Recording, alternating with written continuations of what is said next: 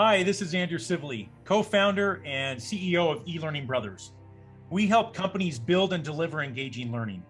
On today's show, we're going to talk about why your idea of e-learning might be dead wrong.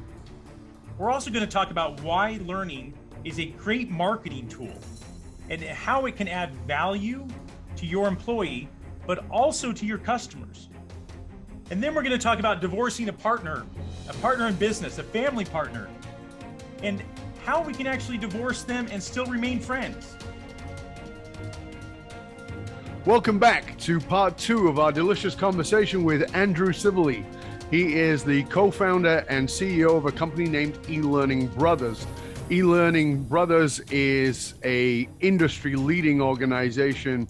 They have provided development for teams and financial institutions such as JP Morgan Chase and Zions Bank. They have constantly, well, for the last 6 consecutive years, made it into the Inc. 5000. And the e-learning is, we were talking about in part 1 of the show, is not what we used to think it is. And you and I may have had it in a box that was very small compared to what it is. And in part 1, we talked about how e-learning is actually a way to add value to your customers, to your customers, but also to your, to your teams. I'll try that again. How e-learning is a way to add value to your customers and to your teams, and how valuable that can be to you in building your brand and making you a lot stronger in the marketplace. Now, we talked a lot about how e-learning has transformed and evolved from what it was to what it is. And I want to go more into that in a little while, but I want to start here by sort of talking about this mythical creature that we've all heard about, the American mythical creature, which is that multi-million-dollar business that started in a garage or a basement. You know, we've all seen the Steve Jobs pictures, or the whoever it is started something in a basement or in a, and you and your brother started this in exactly that way. So walk us through a little bit about that, because you had a very solid job. I believe you're working for JP Morgan Chase, and you then started a business in a basement. Tell us about it. Yeah. Actually, at the time I was at Zions Bank, and no, it was, a big life event had happened in my brother's life, and he ended up moving out here to Utah, and really, as we started to talk through that, he needed to find something that he could do but still work from home.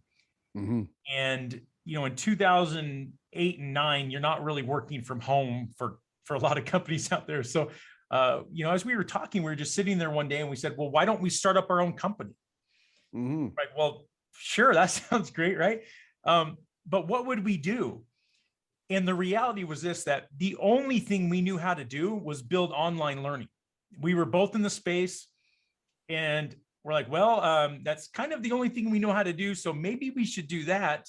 And then, of course, we start thinking, well, what would you name this thing?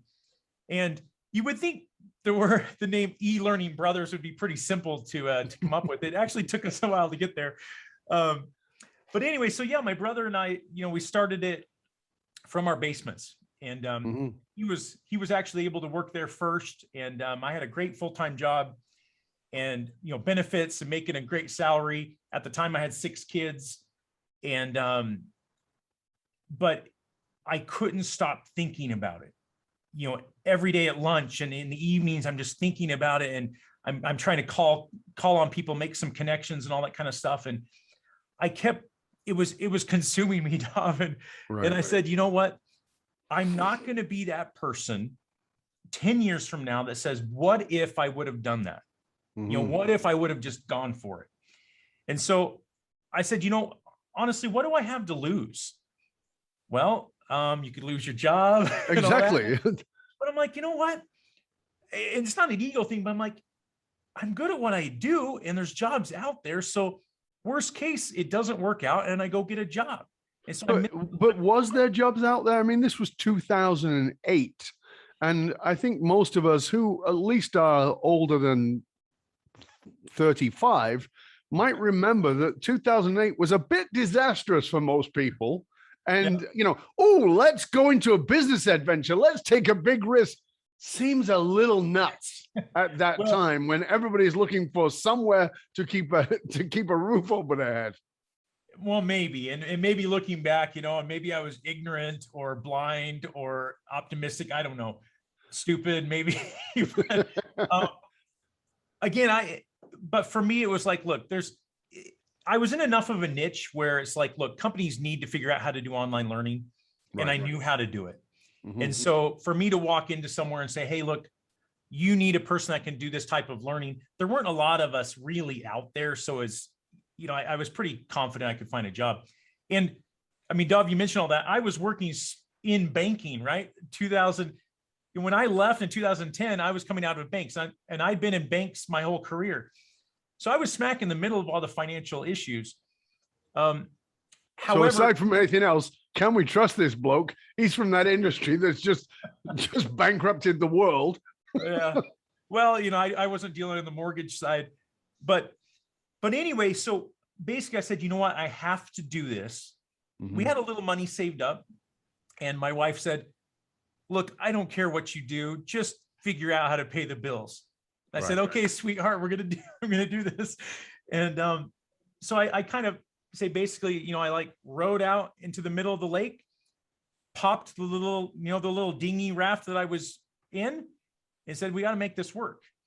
And our first month together, that was full-time with the business, I think we made like $4,000 that we had to split two ways. And I'm like, oh crap, that's not enough money to. And you had 6 kids and he had 3. Yeah. At the time he had 3, and they're all little kids, so, however, it worked. And, we were, again, in our basements, and, we didn't have any investors or anything like that. We just did it all ourselves. Our first employees were my first employee in my house was at a card table sitting outside my door. My brother had an employee at his house that, just kind of let himself in through the back door. And it grew from there. And, I had to take that risk.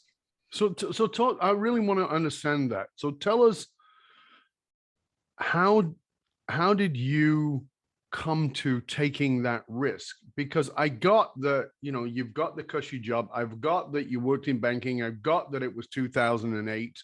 There's a lot of things stacked against you. E-learning is not really that relevant at this point in time. Were you always extremely entrepreneurial? Because that risk is very classically entrepreneurial. Yeah. And entrepreneurs often will launch at exactly the wrong time, as far as it looks on the surface.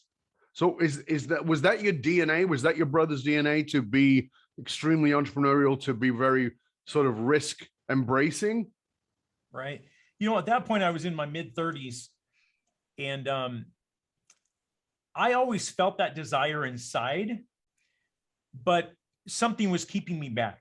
I think for a lot of us, you dabble in things and you do certain things, and you kind of walk halfway out that plank. But sometimes, unless you actually jump off of that plank, it won't work. You have to go all in to do that. And so for me, I dabbled in a few things, but I was always, if I'm being honest with myself, I was scared that it wouldn't work and that it would just implode. And I wasn't scared I couldn't support my family, but I was just scared that, I'd be a disappointment to myself. Right. And I didn't want to do that. And so it was a very key thing for me looking back, that I made that clean break and actually jumped and resigned from the job and did that, because it forced me to do that.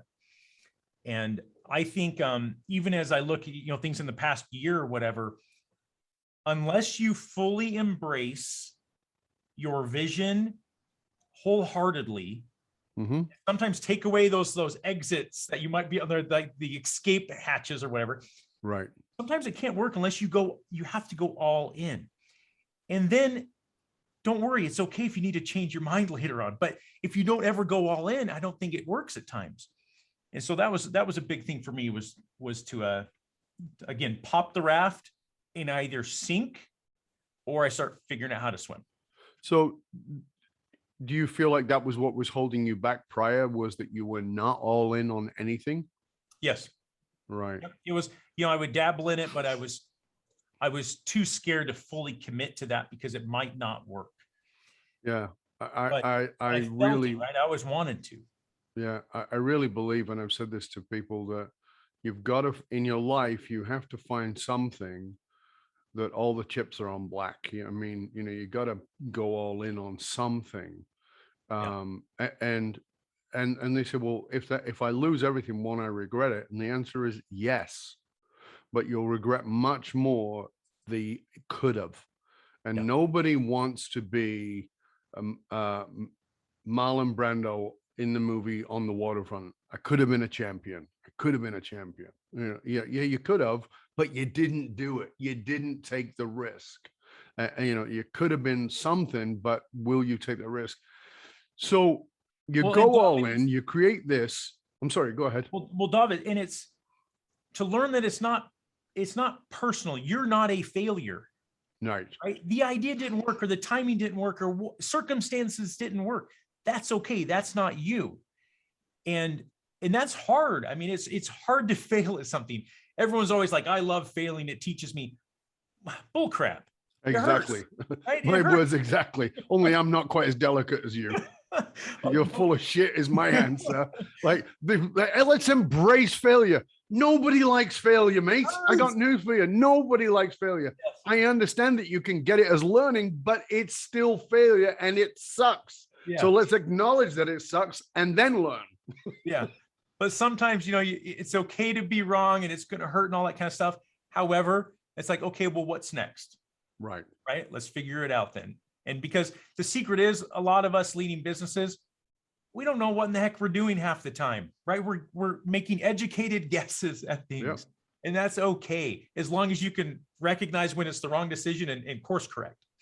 So let's take this a step deeper, more personally, and potentially more insightful, because many of my clients, and I know many of our listeners here, are in multi-generational family businesses, 3, 4, 5 generations, whatever it might be.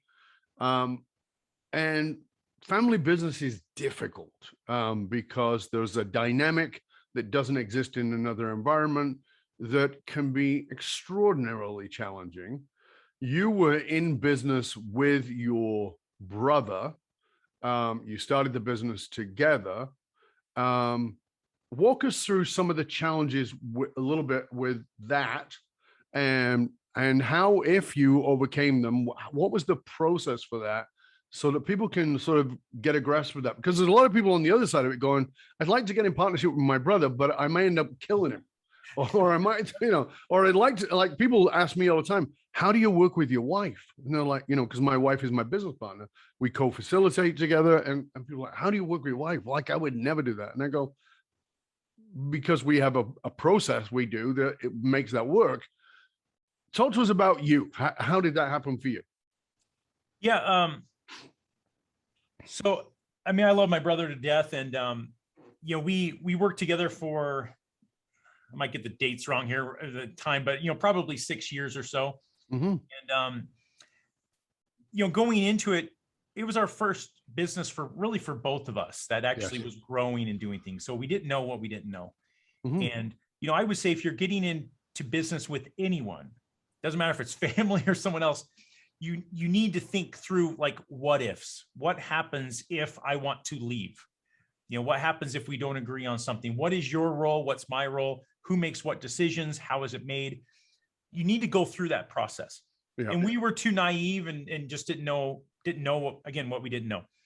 But for my brother, and I, we got to a point, for me, I guess it was difficult when you run a business with a co-leader. You're yoked together. Mm-hmm. Right? And if you're yoked together, you can either be pulling at the same pace, right? When you have the oxen pulling the whole wagon, right? They got to go at the same pace in the same direction and all that.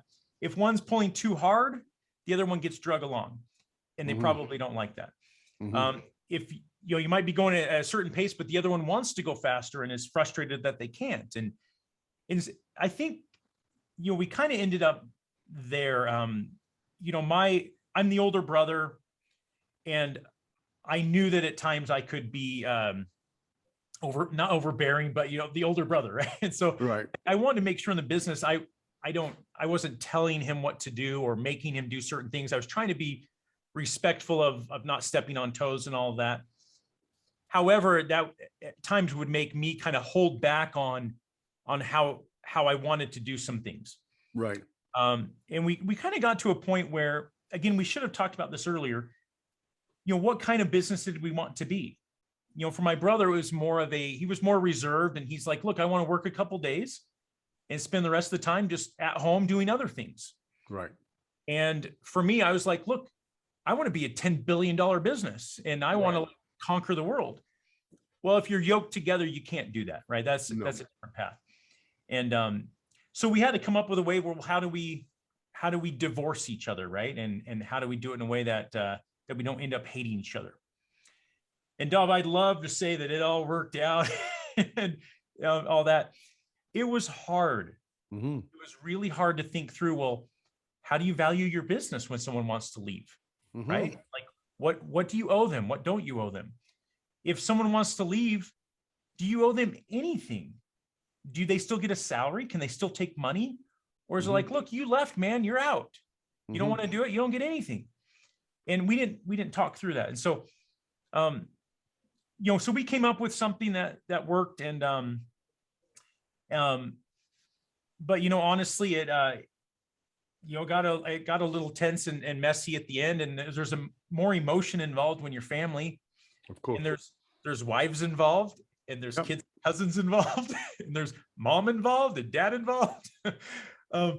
So it's, got a little hard, and, we had a rough time for, about a year after the new direction. And, however, at this point, we're back like we've always been. We're happy with where our lives are at now and where the company's at and what he's working on. But it took a lot of effort. You have to really care about the relationship. You have to be humble and try to understand the other person. You have to try and make it work, because you don't want to cut off your family, right? They're always family. You might have a business partner that isn't related, and you can be like, look, I don't ever care to see that person again. Mm-hmm.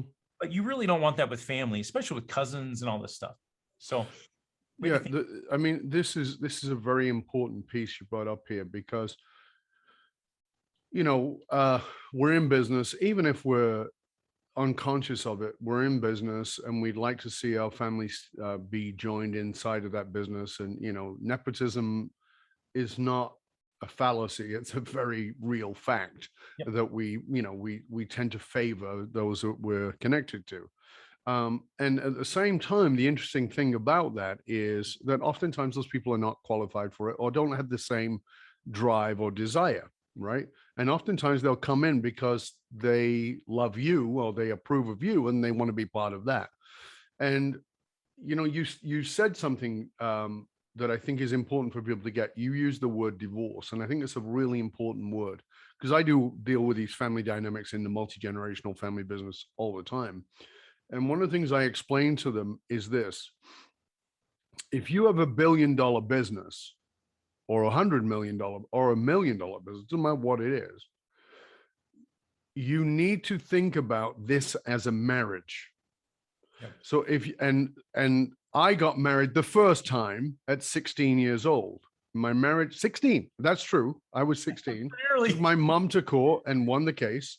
And I was divorced at 21.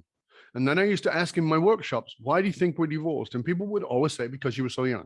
No, that is not why we got divorced. And they go, really? No. Was it an affair? No. Was it this? No. What was it? We would do it if we'd have got married at 45, we'd have still only lasted 5 years. Same couple. And they go, well, why? Because what we did didn't work. It's that simple. We were not doing what worked. So what works? First of all, who are you? Like, let me pull off the blinders and see this person. And I think in business, we don't do that. We don't look at the co-parenting, and the co-parenting in business is what is our culture? How do we want to bring this business up? How do we want to treat our people who are our quote children inside of this organization? What is our vision for this? Well, I want kids. You don't? Oh my God. Right. So, I want to turn this into as you said, to conquer the world, a multi-billion-dollar organization. And I want 2 days a week. Well, that's a very different relationship strategy. And so I love that you bring it up, because it's important for people to grasp this is not you two. This is oftentimes when people go into a partnership, not just with family, but with anybody, we don't bother to say, okay, let's future pace this at a level of challenges. Because people go, oh, but we get on with best mates. I know many best mates who don't speak anymore because they went into business together. So it's really important what you said. Hard, right? Business is hard every day, and it's personal, and it's all about trust, and there's all these emotions going on. And so when you bring in someone like your brother or family, I mean, it's just even that much more emotional. And of course you love each other and all of that. But how you start things, and then life changes and evolves, and the business does as well. And sometimes you're just not aligned anymore, and it's not a bad thing. My brother not wanting to do something or wanting to do another thing wasn't a bad thing. It just changed, and dynamics changed.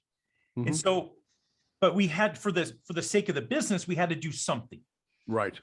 And the business is a living, breathing organization, an organism or whatever, and it has a life to it. And if we wanted to keep that going, you had to make some changes. And what we didn't think about beforehand was, how do you leave a business? What should that look like? What could that look like? And but you have to you got to be careful. I mean, you need to have a high level of respect for each other. You need to try to really keep the emotion out of it as much as possible. You need to be careful what you say at home, right? And the kids hear it, and they talk to their cousins, and it's just it's all involved. And so anyway, it's just it adds a whole nother dimension. Yeah.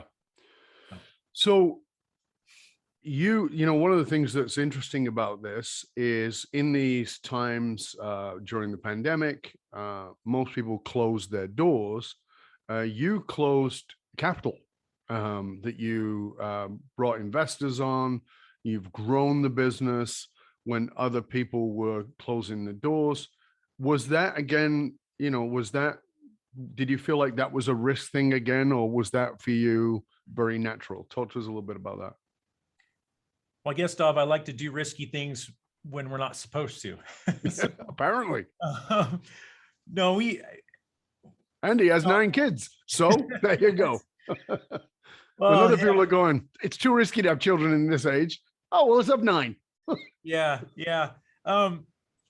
Well, for me, it came down to this, if I keep using this word, if I was honest with myself in the business, if I really looked at it, the business was harder to grow. It was getting harder to do some of these things. And there were some leadership things, some people changes we needed to do, some product changes and all of that. And so, basically this was right before the pandemic hit. Mm-hmm. I was like, look, we need to do something. And to me, we had 3 choices.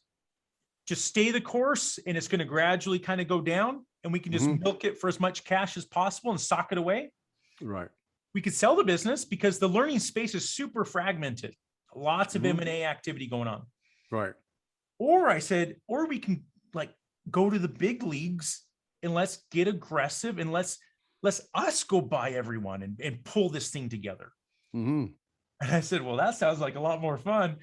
And so that's what we did. And we went out and looked for our first investors. And, we had a false start that didn't work. And we realized, what we did wrong there. And I'm realizing that these investors, there's an idea, there's financials, all this kind of stuff, but they believe in you. They want to invest in you as a leader, and that they may not even care if you're selling dog food or lemonade or e-learning. They believe in you and what you can do and what team you're playing together. Right. And so for me, that forced me again, just like 10 years before, it forced me to go out on the plank, jump in with that vision and say, this is what we are doing. And this is the plan. And if we're wrong, we're going to fix it. And the investors, they wanted a plan. And so we closed 3 acquisitions in the past, just basically 13, 14 months. Wow. And companies tripled in size and 3 times the employees.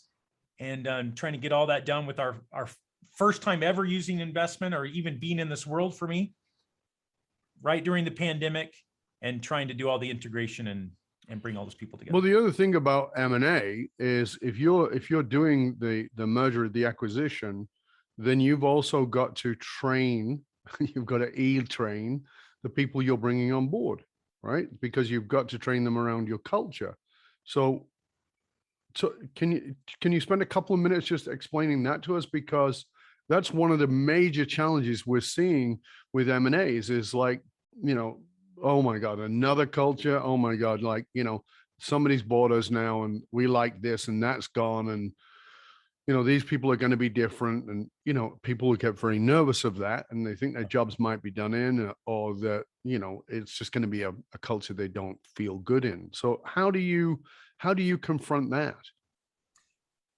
And that's hard. And it's especially hard when everyone's got something else on their mind, like working from home the first time, and is my family safe? And, yeah, there's a lot of things in the air. Yeah. So, and it's a little bit even more nuanced with us is because the companies that we acquired were still run by their founders. And so all the founders are now on my executive team. And so we're dealing with companies that, they ran their own small business. They had their own cultures and now they're coming into ours. And so it's been a lot of discussing that and saying, okay, well, what do we want to be like? And what do you like? What don't you like? And where can, even though we acquired companies, where can we be sensitive and adopt some of the other things? And what is a must have for us? And what are we flexible on? And it was a lot of, the principles that we had put in place during the integrations were be open and honest.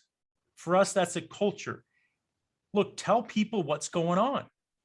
Just because some of the cultures that one of the companies in particular that we acquired didn't do that. Right. And it was, look, do you want to know what's going on? Let's talk about it. This is where we're going. This is what we're doing. These are the good things, the bad things, whatever it is. And I think that was what employees really liked during the pandemic too, is look, we need to know what's going on. Even if it's bad, just tell me. Yeah. Be open and honest. And do things, for us, it was do things quickly. Look, we're not a culture of just sitting around and like, hey, yeah, that in a week we'll get that done. No, it's like things need to happen now. Things are changing quickly. Get in, get it done. It might not be perfect, but don't be paralyzed by this analysis, right? You got to get in and get things done. And you need to keep the trust of the customers. Talk to customers, let them know what's going on, and let them know we're here to help. And so our culture for us was a lot of, on getting, we got on every week and talked to the employees and basically said, here's what's happening, guys. And here's what we're working on. And this is pandemic stuff. And this is that. And so there's a lot of that. So what you're advocating there, which I think we should highlight, is absolute transparency. And not only transparent or radical transparency, but radical transparency in the moment about what's going on. Not, well, last month we were having challenges with, it's like right now we're dealing with this. And at the same time, radical transparency about here's what we're going and what we need to do. Is that right? Yeah. And, I had a comment from one of our meetings, like, it's like, hey, well, you're kind of scaring us. I'm like, well, would you rather me just say all the nice fluffy things, or do you want me to tell you how it is? And you need to know how it is. And here's what we're doing about it. And, we kept everyone in the mergers, right? We didn't let anyone go. We need people. We need good resources. And I would sit down with the leaders in the business and say, hey, look, here's the vision. Here's where we want to go. If you like that, awesome. Stay with us. If you don't, that's okay. We can be friends, but just go. You need to go somewhere else. Yeah. And luckily they liked the vision. They wanted to stay with us. But it's transparency. And I think it's transparency with the business, but it's also transparency about you. Absolutely. I hate it when we're not genuine. Just don't pretend to be like this cool entrepreneur that's got to do whatever and say these words and be, who cares? Just be you. People like that. And they just be real with weaknesses or strengths. That's okay. And then put the team around you that can help. Absolutely. Oh. This has been a fabulous show, and I really appreciate everything you've shown us and shared with us, Andrew. I want to do two things here now because we're coming towards the end of this episode, which is obviously I would love for you to tell our listeners, our viewers, where they can find out more about you and all your resources. But before we do that, there's always a thing that's sort of glaring and I think needs to be addressed, which is what is something practical that we can do right now, as in preferably in the next 5 minutes, but definitely within the next 24 hours, to integrate what it is that you've been sharing with us about remote learning, about, the structure of business in the way that you see it and leadership. You can pick for whatever it is, but I love everybody to sort of go away and go, okay, he said, go do this. I can do that. And I can do that right away. Because you were saying about do things fast. So that seems like a perfect fit. Oh, wow. I think one thing you can do, and maybe it's not as quickly as you'd like to, but I think just as a leader of the business, you need to understand how your people are learning. Right. I think you need to go talk to the person that's responsible for learning in your organization and say, and again, be honest and say, are we good at this or do we stink at training our employees? Right? What's really going on? Just take an assessment and say, hey, look, are we good at this or not? And if you're not, then make a plan for how to make it better and reach out, get resources, have people help you. But if you don't keep your employees learning, they're going to leave. Yeah. It's going to. Someone else is going to poach them. Some company that values that employee more. So I think that's a great input, because we know, particularly with millennials, as I said, millennials are 41 today. Millennials hold as a high value learning. Yep. And if, that, I think that's a really great question. Are you learning, or how are you learning? And does it work for you? Because maybe we think we're offering you all kinds of great ways to learn, and you think it kind of sucks, even though you're offering me what it is I want to learn. But maybe the model or the way that I'm get a chance to learn is terrible. So yeah, okay, you think you're delivering, but you're not. So that's a really great way to approach the employees and say, how are you learning? How do you like to learn? And are we delivering that in that way? Is a really very solid practicality. Well, and start thinking outside the box. There's VR, there's games, there's micro learning, video learning. There's so much, there's podcasts, right? Video casts, there's blogs. There's so much out there. There are ways to be more creative with your learning. That's fantastic. Andrew, again, thank you for being with us. Please tell our listeners, our viewers, where they can find out more about you and about your company and all your resources that you offer. Yeah, eLearningBrothers.com. And you can find me on LinkedIn. I do a ton on LinkedIn. So just connect and we can chat. Okay. And of course, we will make sure that we share the links, excuse me, to Andrew's site, how you can find that. We'll put his social media links, of course, in there too. And we'll put all of that in the show notes. Again, thank you, Andrew, for being with us. And thank you for all that you've shared. And for you, dear listener, remember that you can hang out with other conscious leaders and you can chat about this episode or any of our past episodes inside of our Facebook or LinkedIn groups. Just look for the Leadership and Loyalty podcast. It doesn't matter how successful you are. If your employees and your customers don't understand what gives your company meaning, you're only working at a fraction of your capability. To find out how you can hire me, Dov Baron, as a speaker or leadership strategist around meaning for yourself or your organization, go to dovbaron.com. That's DOVBARON.com. Because unified actualized meaning is the one single monolithic difference between mediocrity and greatness for both individuals and companies. I want to thank you for sharing the show with everybody you know.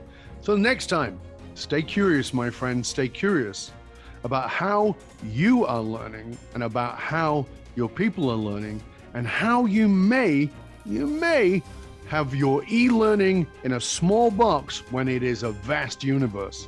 I'm Dov Baron. I'm here to assist you, tapping into your deepest meaning to reach that next level of clarity, focus, purpose, and profit in your business, your life, and your leadership impact. And I am out.